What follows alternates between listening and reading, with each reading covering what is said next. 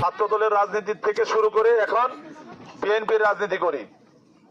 আমার জন্ম এই লাল মাটির ভিতরে, এই লাল মাটি ধরে ধরে যদি দক্ষিণ দিকে যান তাহলে এই আমার জন্মস্থানটা এই লাল মাটির মধ্যে পড়বে।